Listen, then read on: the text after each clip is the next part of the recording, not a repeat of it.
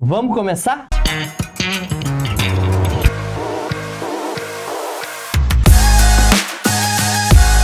Bom, pessoal, hoje a gente vai falar aqui sobre o senhor Ronald Read. Acho que é Read a pronúncia. É um senhorzinho, zelador. O Brasil aqui, né? Não existe zelador, a gente fala faxineiro. Mas é um jeito de falar, né? E ele... Cara, isso me impressionou bastante, né? Ele faleceu em 2014. Uma pessoa super humilde, de hábitos humildes, e descobriram, ele saiu do anonimato, né, óbvio, depois disso tudo, ele fez doação para uma biblioteca, para o hospital onde que ele morava, uma espécie de asilo, hospital assim, e para os 2 enteados dele. Até onde eu vi aqui na história, ele não possuía filhos biológicos, né, ele casou com uma moça que tinha 2 filhos.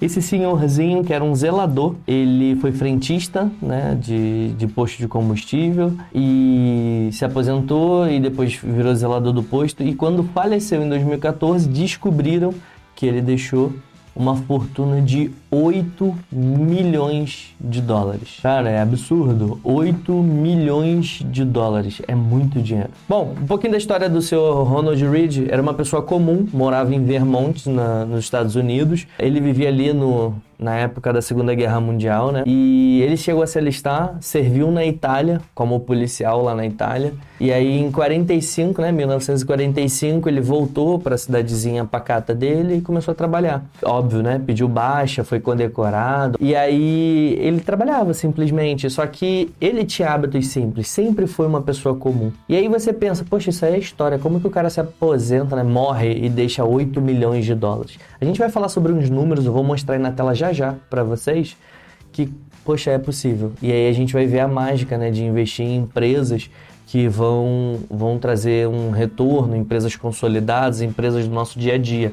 Inclusive, o senhor Ronald Read, ele tinha um hábito de comprar empresas do seu cotidiano. Não diz na história sobre Coca-Cola, mas eu imagino que talvez ele teria ali. General Motors, né, que é a Chevrolet, né, lá nos Estados Unidos, é o outro nome deles. Tinha ações da G&G, né, se eu não me engano. Tinha da Johnson & Johnson. Então, assim, muito legal a história. E você vai ver que ele conseguiu esse retorno, não foi com renda fixa, né? Foi com a renda variável. E por que isso chama atenção? Porque se você arruma, sei lá, treina uma criança, ou treina um macaco, ou um outro animal, assim, que tem algum tipo de mobilidade para operar um cérebro humano, nunca vai aprender. Agora, se você pega um bicho desse que é aleatório, e ele é fiel a uma estratégia para aportar em períodos, em empresas consolidadas no tempo, ele também pode ter um retorno desse. Ah, você está dizendo então que em outras áreas é bem difícil você conseguir um retorno desse. Por exemplo, nunca que eu vou conseguir operar um cérebro melhor que um cirurgião. Mas quando a gente fala de economia, eu posso botar um animal, um ser irracional ou uma criança nova que simplesmente o fato dela aportar em empresas consolidadas e com constância. Ah, caiu, aportou. Subiu, aportou. Caiu de novo, aportou. Essa aleatoriedade no ato de poupar, de investir, porque poupar por poupar, você não vai mudar muito sua vida. Você tem que investir, tem que fazer esse dinheiro crescer. Seja em você, no seu conhecimento e tudo mais. É assim que funciona no mundo aqui dos investimentos. Qualquer pessoa consegue investir na Bolsa de Valores? Sim, se seu CPF não estiver suspenso, você consegue sim investir na Bolsa de Valores. E foi isso que o senhor Ronald Read fez. Eu vou querer mostrar aqui, antes, né, da gente comentar um pouquinho mais sobre a história dele, eu quero mostrar para vocês aqui uma simulação. Vou pedir para mostrar aí na tela. Eu vou mostrar uma simulação aqui e só para você ter uma ideia sobre esse negócio da constância, é o que eu disse, se você bota um macaco, um rato, qualquer coisa que consiga apertar um botão de tempos em tempos e aleatoriamente ele começar a poupar empresas, isso é uma vantagem da renda variável. E óbvio, você não vai ver esse retorno no mesmo ciclo, no primeiro ciclo de baixa, por exemplo. A gente hoje está vivendo um ciclo de baixa na Bovespa, que na Bolsa de Valores brasileira, né? Que a gente chama o índice, né? Mais conhecido dela é o IBOV, que é o Ibovespa. E se você não for constante, você obrigatoriamente tem que passar por esses ciclos de alta e de baixa. Porque quando você compra constantemente na baixa, você reduz seu preço médio. Então, mesmo que você suba um pouco seu preço médio no período de alta, as altas são tão agressivas que depois de alguns anos investindo, é irrelevante o quanto você aporta. A rentabilidade daquilo que você investiu é muito maior, é muito mais expressivo por causa da quantidade que você investiu. E eu vou mostrar isso na prática. Então, é mais importante você ter essa constância no início do que depois. Porque depois, se você parar, é indiferente, porque os seus investimentos começaram a render muito. E foi isso que aconteceu na vida do Ronald. Vou dar um exemplo aqui para vocês. Imagine você, se você tem 18 anos de idade, tá? E você começa a guardar 250... Guardar não, tá? Investir. Guardar por guardar não tem propósito e você vai acabar usando. Se você investe em empresas de crescimento, vamos dar alguns exemplos. Isso não é dica de investimento, mas estou falando em empresas que são consolidadas, que têm um histórico como a Klabin, com mais de 200 anos, que é uma empresa de papel e celulose, uma das maiores do mundo. No Brasil nem preciso falar, né? Ela é a maior do segmento, produz papelzinho de long neck, produz embalagem estilo que o McDonald's usa, Burger King, papel ondulado para mudança, para o Mercado Livre, para vários desses segmentos. A Klabin que produz, inclusive vende, exporta celulose, tem floresta para não destruir a natureza, eles têm a área deles gigantesca, onde que eles tiram ali o eucalipto para fazer e tal. Então, assim, Klabin é uma empresa de crescimento que é muito constante, mesmo que seja um ciclo de commodity em relação à celulose, mas a Klabin em si ela é constante, porque todo mundo vai precisar de papel. No período de pandemia, muito e-commerce crescendo, os outros comprando muito papelão, ela estourou o faturamento, ganhou super bem e tal. Então, assim, Banco do Brasil, mesmo que seja estatal, 51%, a outra porcentagem é privada. E existe ali agora a lei das estatais, onde que não pode ter interferência, a indicação de um presidente a cada 4 anos. A gente vai se regulando, né? E é um banco centenário, quase bicentenário, o Banco do Brasil. E aí você vai vendo que existem empresas que fazem parte do nosso cotidiano. No caso da Klabin, a gente não sabia, mas o Banco do Brasil está no nosso cotidiano. As empresas pegam muito dinheiro emprestado, e emprestar para pessoa jurídica, no geral, é melhor do que pessoa física. Aí, além dessa, só tem essa, não. A Ambev é uma empresa excelente. Mas Ambev eu não bebo, eu sou crente. Você não bebe cerveja, né? Mas você bebe o quê? Você bebe Quat? Você bebe Coca? Você bebe... Você come... Você usa ketchup? Heinz? É deles também, Kraft Heinz. A Ambev é a empresa responsável por essas distribuições. Então, assim, você vai vendo que as coisas que estão no nosso dia a dia, a energia elétrica, Copel, aqui no Paraná, por exemplo, é a Copel. Você consegue. Tem o ticker da bolsa, se eu não me engano, acho que é Copel 6, né? O ticker da bolsa deles. E aí você vai ver a Taesa, que é uma transmissora de energia, ela tira do ponto de produção para o ponto de distribuição. Então, alguém produz a energia, a Taesa cria aquelas estruturas gigantescas que a gente vê quando está viajando, e aí vê aquelas linhas de transmissões enormes. A Taesa é responsável por ligar um ponto ao outro e cuidar dessa manutenção. Você vê que são empresas gigantes do setor. E se você faz isso no decorrer dos anos, sim, te garante uma rentabilidade. Mas nos anos, porque se você for olhar agora, está caindo 30%, 40% após pandemia. Porque tiveram um pico de valorização e é normal, tudo que sobe nesse sentido acaba caindo. Só que óbvio que não é com a mesma constância. A empresa sobe às vezes 2.000% igual a Taesa, valorizou 20 vezes, e ela não vai cair isso tudo, não vai cair 90%. Não é assim que funciona. Itaú também, o Itaú em si é um banco que está no nosso dia, no nosso cotidiano. Então, todas essas empresas, era isso que o senhor Ronald fazia.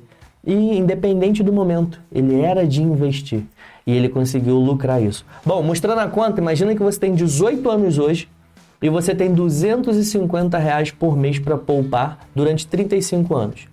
Davis, você não está levando em conta a inflação. Ok, eu não estou levando em conta a inflação. Para quem não sabe, a inflação é, entre aspas, é um imposto imaginário que o governo acaba emitindo sobre a gente. Vou dar um exemplo. Você pega R$100 e bota debaixo da sua cama em 1994. R$100 fazer uma compra de mês.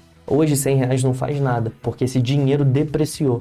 Isso acontece porque o governo emite mais moeda, como tem mais moeda em circulação, as coisas começam a valer mais. Porque é aquilo que a gente tinha comentado no nosso primeiro vídeo, que vai estar aí no card, falando sobre ações e criptomoedas. Bom, então, assim, o Ronald Read, ele fazia isso. Ele investia e essas empresas repassam a inflação. A inflação subiu, o preço das coisas subiu, a empresa vai aumentar o preço. Então você não deprecia, você não perde dinheiro. E a gente vai mostrar essa simulação. Você tem 18 anos hoje, imagina, e durante 35 anos da sua vida você poupa R$250.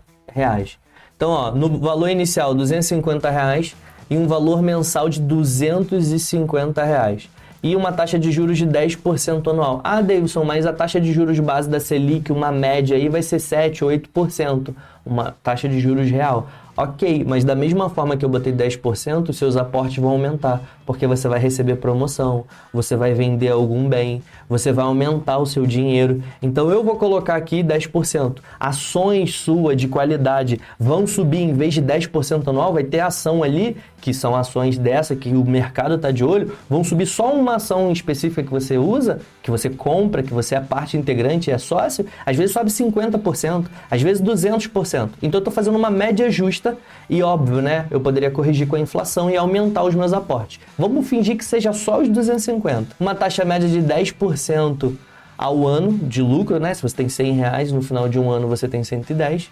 Então, assim, todos os meses você vai aportar R$250 fielmente durante 35 anos. Se você tem 18 e aporta durante 35 anos, com 53 anos você parou os seus aportes, ok? 53 anos é super novo. Inclusive, eu tenho uma tia que tem essa idade, ou próxima dessa idade. Beijo pra minha tia Sandra.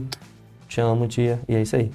Então, assim, 35 anos aportando. Cara, olha o valor que você vai ter por quem comprou essas empresas. Elas pagam dividendo, né? Essa é a prioridade. Então, olha só que legal. Se você aporta 35 anos, isso que é impressionante, cara. 35 anos, apenas R$250 por mês. Uma taxa aí, um retorno base aí de 10%, você tem no valor total, você realmente só aportou do seu bolso R$105 mil em 35 anos, ok?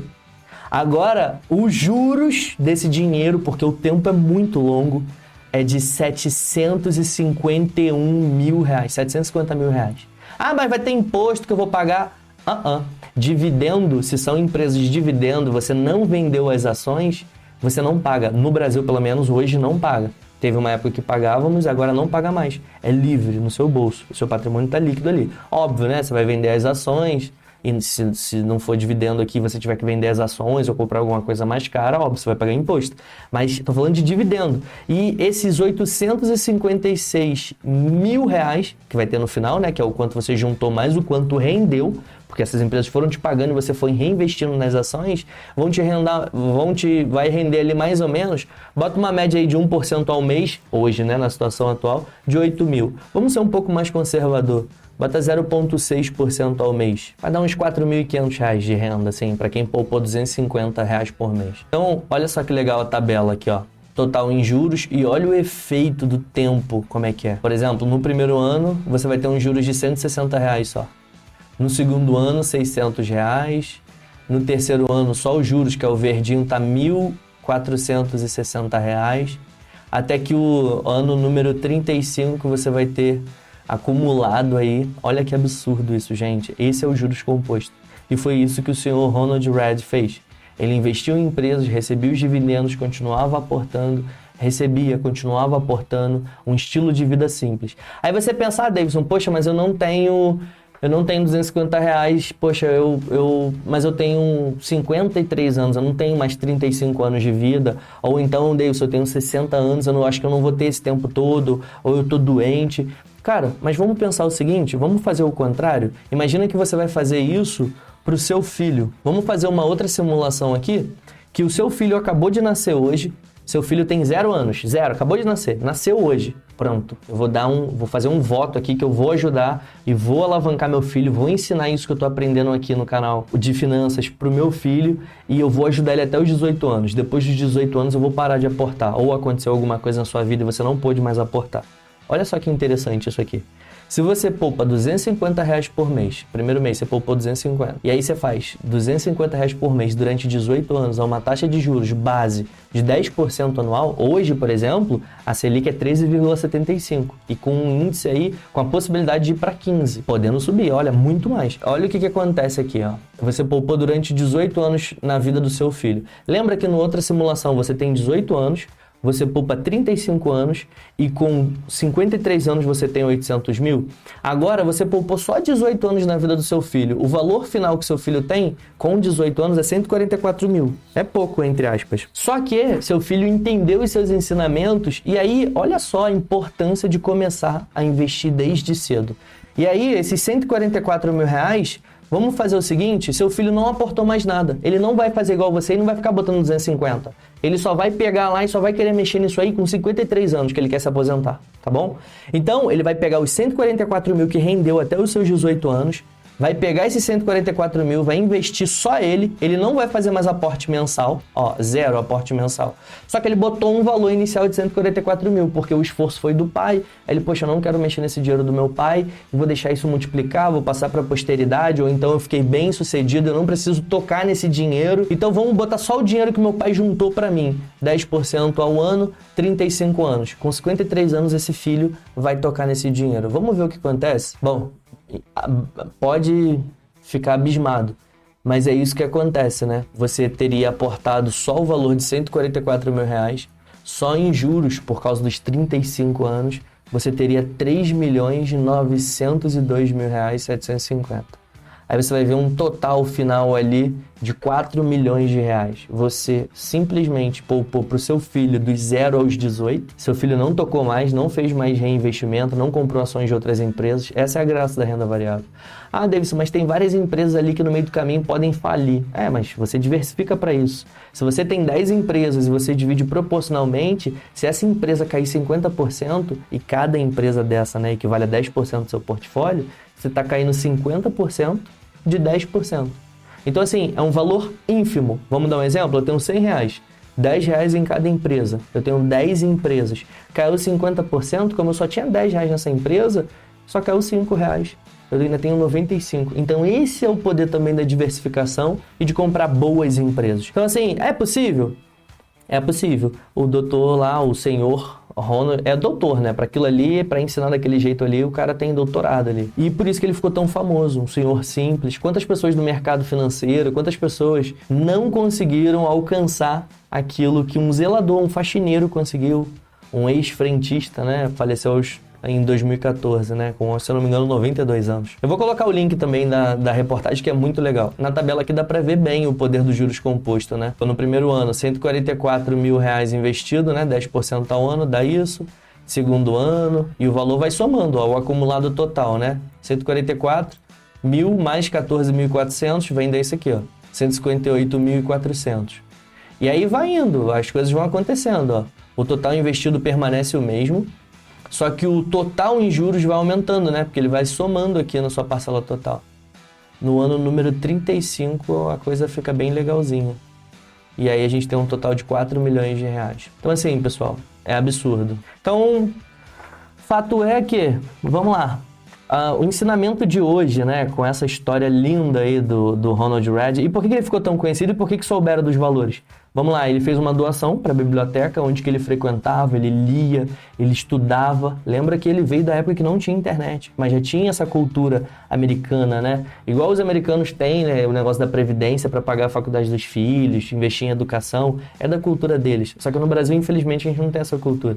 E ele deu 1,2 milhões de dólares para a biblioteca, acho que 4,4 milhões de dólares para o hospital, né, onde que ele terminou ali os dias da vida dele, e o restante foram para os enteados dele, acho que cerca de 2 milhões de dólares, alguma coisa assim. Acho que o ensinamento de hoje é o seguinte, né, se você não investe no seu você, né, no eu do futuro, você está se auto-sabotando, sabe? Então começa a investir agora no presente para você não sabotar o seu eu do futuro.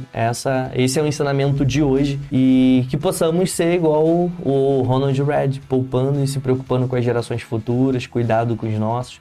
Eu acho que esse é o principal ensinamento aí que a gente tem, nesse caso muito legal, desse zelador. Então fechou, beijo nas crianças e até mais. Valeu!